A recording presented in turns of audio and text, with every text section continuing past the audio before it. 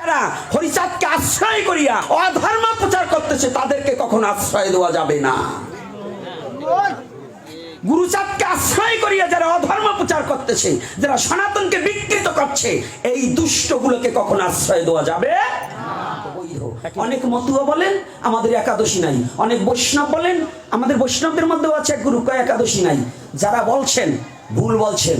ওরাকান্দি ঠাকুর বাড়িতেও একাদশী করতেন, একাদশীর দিন বৈষ্ণব দাসের মৃত্যু হয়েছে, এটা লীলামৃতের মধ্যে প্রমাণ রয়েছে।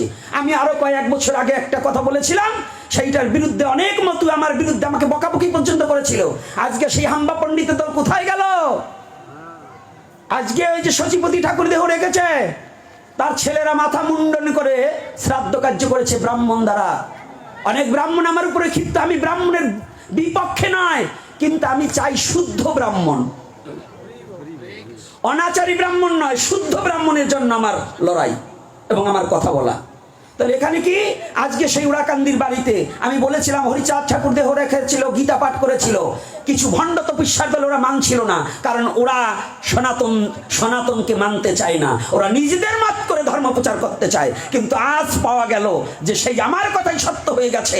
সেই সচিপতি ঠাকুর দেহ রাখার পরে সেখানে গীতা পাঠ করা হয়েছে। আমি প্রণাম করি সেই যাদের উদ্দেশ্যে এইগুলো কাজ করেছে। আমি প্রণাম করি হরিচাঁদ ঠাকুরের বাড়ি। আপনারা বৈষ্ণবরা সবাই যাবেন, কারণ ওটা আমাদের অধিকার, ওটা বৈষ্ণবের বাড়ি। আমরা যাব, হরিচাঁদকে প্রণাম করব, গুরুচাঁদকে প্রণাম করব, ওই বংশধরকে আমরা শ্রদ্ধা করব, এটা আমাদের অধিকার। তারা আমাদের প্রণাম মহম, তারা আমাদের অন্য কেউ নয়। কিন্তু যারা হরিচাঁদকে আশ্রয় করিয়া অধর্ম প্রচার করতেছে তাদেরকে কখনো আশ্রয় দেওয়া যাবে না।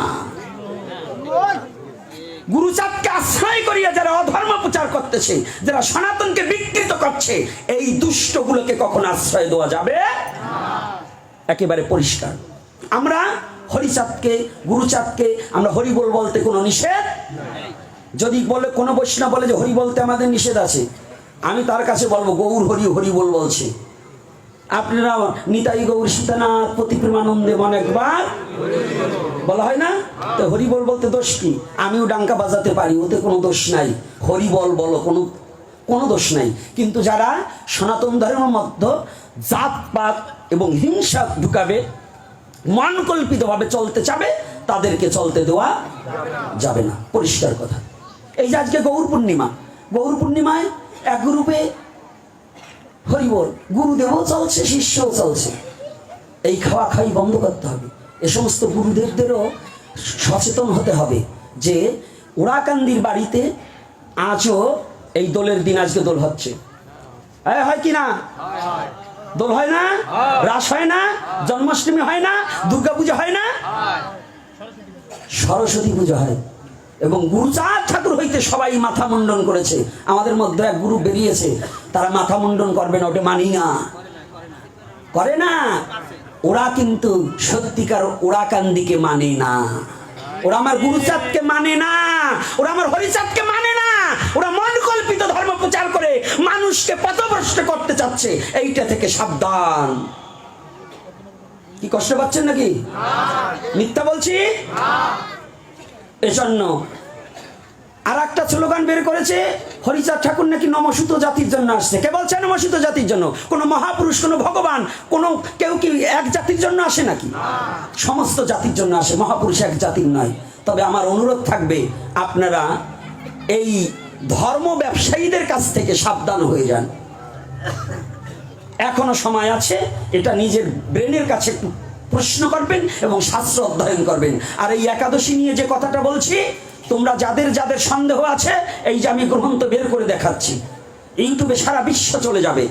আরো যদি এই রাতে কারো কারো মোবাইল দিয়ে আমার এখান থেকে নিতে ইচ্ছা হয়, নিয়ে যাবে। কিন্তু তথাপিও এই শয়তানগুলো শয়তানি যেন আর না ছড়াতে পারে। কি কষ্ট পাচ্ছেন বাবারা? না মিথ্যা বলছি কথা? শয়তানি করতে হলে এরকম এই যুবক ছেলে পেলের মস্তিষ্কটাকে নষ্ট করে দেবে। এদের ভক্তি থাকবে না, এদের ভগবানের প্রতি সেই ভক্তি আচরণগুলো উঠে যাবে। একাদশী মানবে না, আজকে এমন একটা তিথিতে মাংস নিয়ে আসবে, এমন একটা তিথিতে মাছ খাবে। এ কি কোনো সনাতনীর মধ্যে পড়ে? তোমার ছেলের জন্মদিন পালন করো আর কলির পাবন অবতারী গৌর হরির জন্ম আবির্ভাব তিথিতে তার জন্ম হয় না, তার আবির্ভাব হয়। সেই দিনটা একটু শুদ্ধ আহার, শুদ্ধ চলাফেরা করতে পারবে না, এটা কি তোমার বিবেকের কাছে সাড়া দাও? তো তুমি কেমন মানুষ, বিবেকের কাছে সাড়া দাও।